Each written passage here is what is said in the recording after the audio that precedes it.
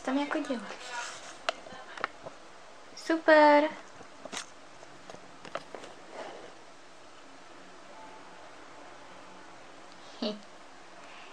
Co tam děláš?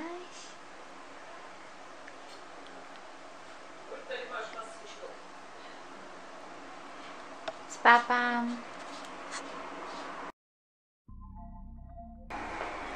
Don, don, don, don. Don. Takže hádejte, co? Jsem zpátky. Moucha. Fuck. Jsem zpátky po asi 2měsíční pauze, nevím. A mám pro to důvody. Nejdřív zkouškový, samozřejmě. Až jsem malem umřela. A druhá věc, začaly prázdniny, takže spoustu volného času, ale my jsme se skupinou měli hodně vystoupení, 2, a natáčeli jsme 2 covery, takže jsem hodně trénovala, takže nebyl vůbec čas, ani nálada, ani jsem nějak jako nefílovala jsem se na to. Ale teď jsem zpátky a mám pro vás haul věcí, které jsem koupila za ty neaktivní asi 2 měsíce. Mezitím, to vám chci poděkovat, mi přibylo strašně moc odběratelů, úplně jsem to fakt jako nečekala, takže to vám moc děkuju. No a než začneme s tím haulem, tak mám tady nějaký otázky, na které vám chci odpovědět. Takže první otázka je, jestli jsem zadaná. No tak já mám vztah se svojí skupinou, pak mám vztah s kočkama, ale jinak v podstatě nejsem. Další otázka je, jak se jmenuje moje taneční skupina. Tak moje skupina se jmenuje Boom CO. Je to divný název, my víme, ale už takhle fungujeme asi 3 roky. A kdyby vás to zajímalo, tak vám sem dám odkaz na náš kanál a na naše asi poslední video bych mohla a taky na naše předposlední vystoupení bych mohla dát tady takové odkazy. Takže se určitě podívejte. Udělá mi to radost, když se vám budeme líbit. A nenutím vás. A poslední není otázka, ale spíš taková prosba, abych ukázala fotku s trikysovými vlasama, jak jsem říkala ve svém videu, těch faktech, že jsem měla trikysové vlasy. Tak fotka je tady. No, takže tak. A kdyby vás zajímalo, tak jsem si udělala kryt na mobil. Je takovej jako...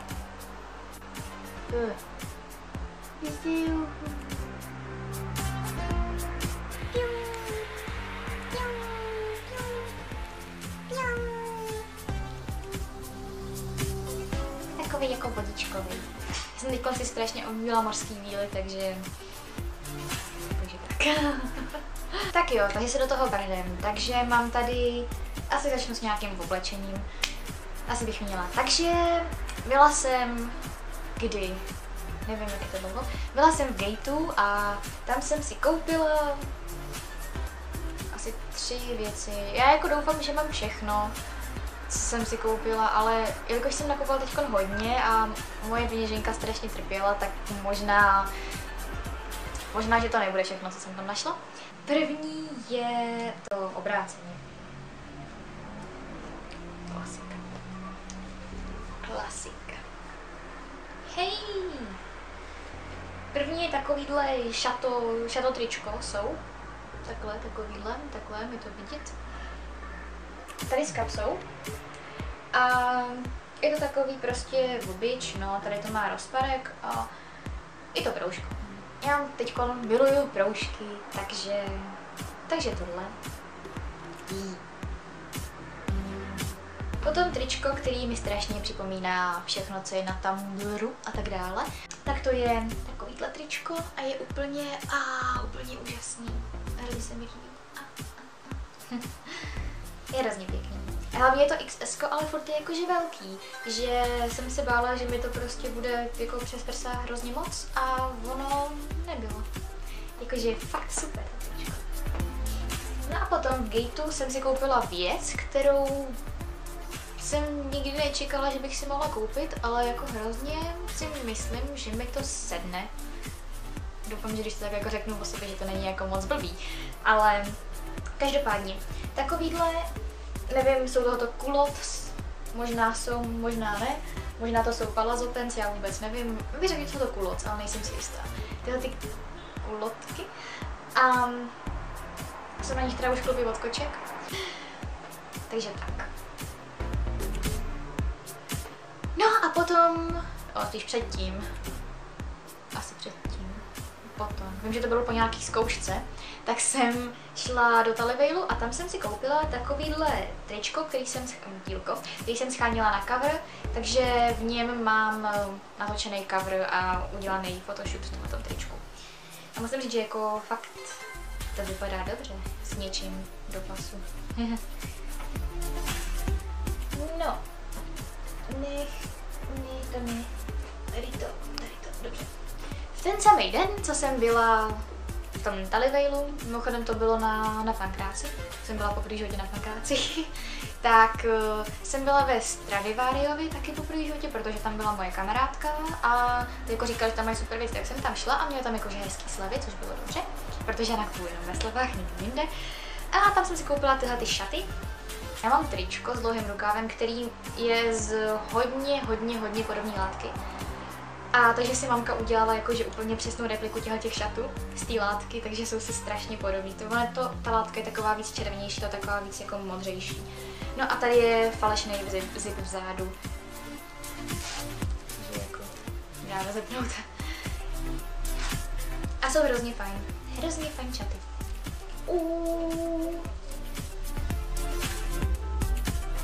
Jo. A tak, když jsem to byla v Tesku. Když jsem to jela na Advík? Na Advík jsem jela... Kde byl Advík? V pátek jsme měli vystoupení na Advíku, takže ve čtvrtek jsem byla v Tesku a v Tesku jsem si koupila tady tričko od pyžama ze Star Wars. Já jsem teda jako někdy fanda Star Wars nebyla, ale pak jsem viděla ten poslední díl a vlastně to nebylo tak hrozný. Ukamenujte mě. Každopádně se mi to líbilo. Jinak ty legíny k tomu pyžamu, je to teda chlapecký pyžamu, ale to je jedno, tak jsou obyčejný černý a tady mají jakože Darth Vadera. Ras. Nezajímá. A potom taky tričko v klučičí sekci takhle se Supermanem a Batmanem. A co je úplně super, má to potisky i vzadu. Tričko s potiskem i vzadu, no to je skvělý. No, takže tak. Very serious. Jo, no. Jo, můj bok. A ještě v Gateu jsem si koupila pánskou M-kovou bundu, takže je mi strašně velká, ale já jsem musela. Je prostě úplně dokonalá a prostě... Víte, já jsem se jako malá učila japonsky, takže tohle je něco jako úplně pro mě. Ale jenom jako malá, už si to moc nepamatuju. Je to úplně skvělá bunda a jsem v ní strašně badass, což jako u mě se normálně nestává.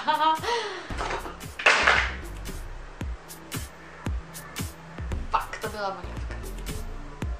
Okay. No.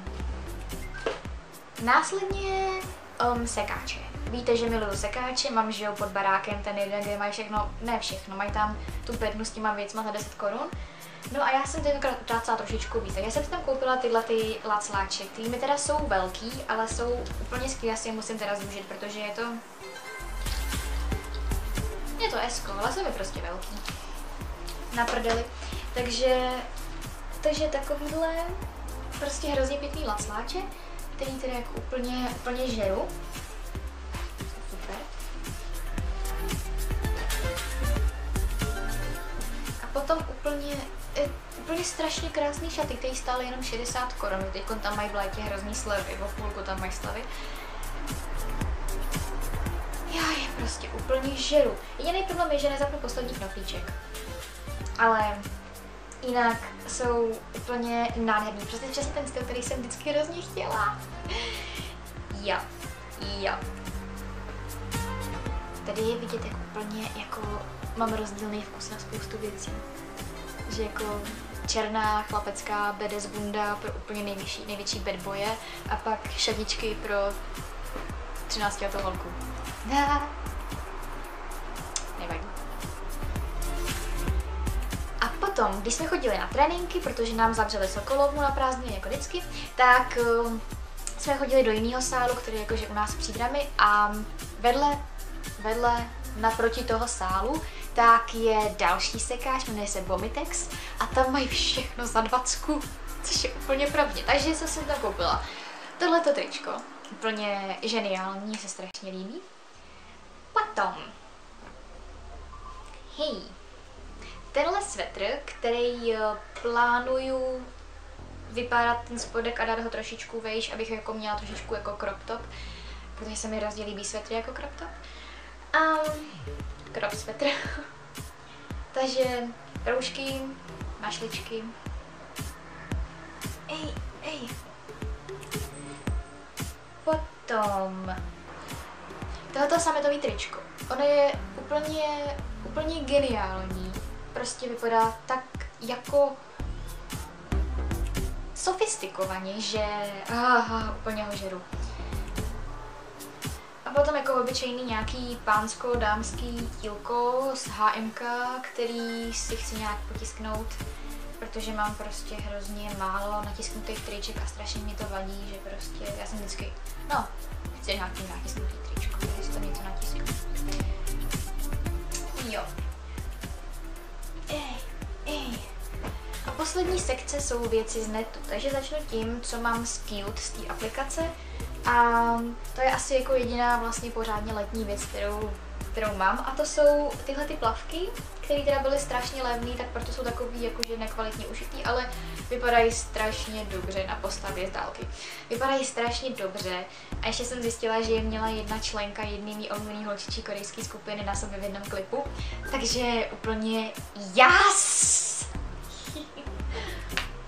A potom z té aplikace jsem si ještě koupila bandánu, protože prostě v K-popu nemůžete být bez bandány, dobře můžete, ale já jsem hrozně nějakou bandánu chtěla, takže jsem si koupila obyčejnou černou a asi si ještě musím koupit bílou a ještě bych chtěla černou.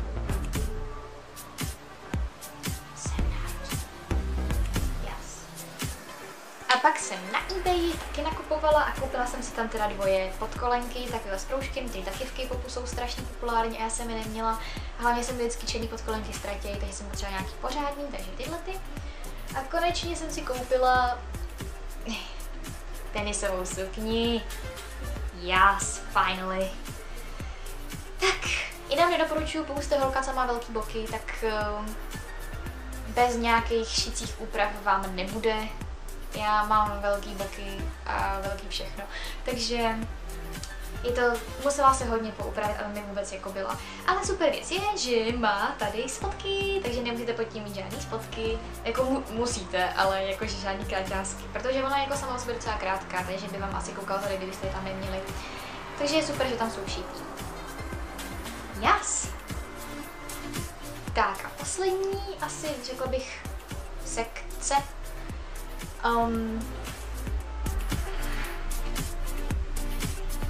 Boty z Bati za 200. Byly poslední, jsou to teda 37, což jsem zjistila až teď, jsou 37 a vypadají teda na mý noze, jako kdybych byla chlap.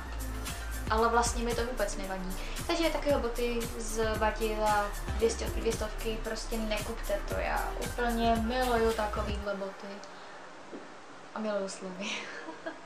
Takže to. Potom z toho jednoho sekáče, tak jsem si koupila 2 pásky, protože mám nedostatek pásků, takže takovejhle šedej a béžovej.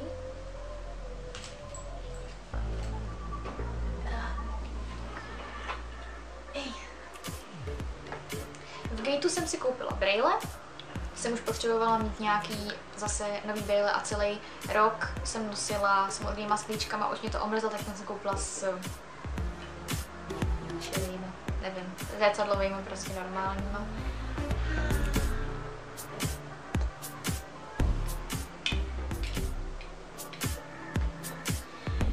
Potom jsem byla v Nixu, konečně, a koupila jsem si lingerie, nebo nevím, jak se to čte. V odstínu korzet je to 09 a ukážu vám, jak vypadá, takhle jakože to. No. A nemám ruku, to nemám ruku.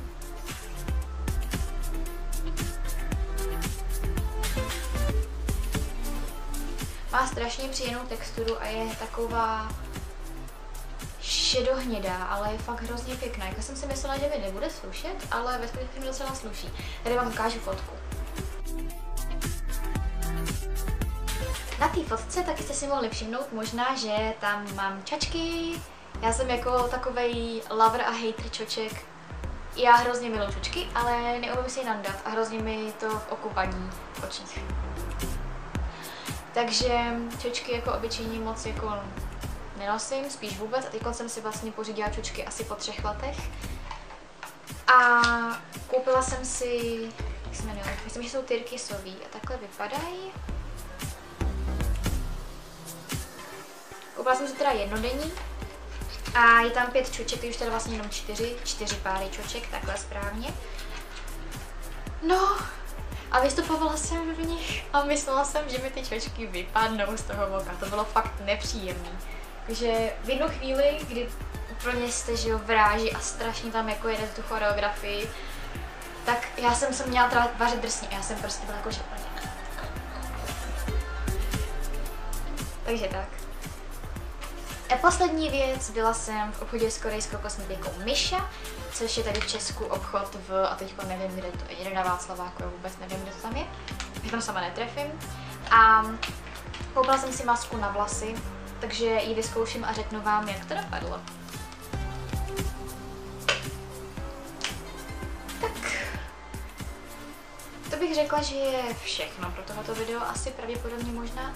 Ale mám pro vás ještě jakoby takovej bonusek, co jsem si udělala. Mamka měla takový lacláče z Německa, myslím, že jsou tak jako 20, možná 30 let starý. A mně se jako nějak nelíbilo, jak jsou obyčejný, protože nemám ráda obyčejné věci. Takže jsem si na ně trošičku udělala takhle jako kytičky. Jenom trošku. Yes! Takže doufám, že se vám všechno líbilo. Já se na vás těším u dalšího videa a doufám, že teď budu přidávat víc věcí. Snad jo, mám zase nějaký videa v plánu, takže by to asi mělo být. Takže se mějte a pa! Já jsem takový debil.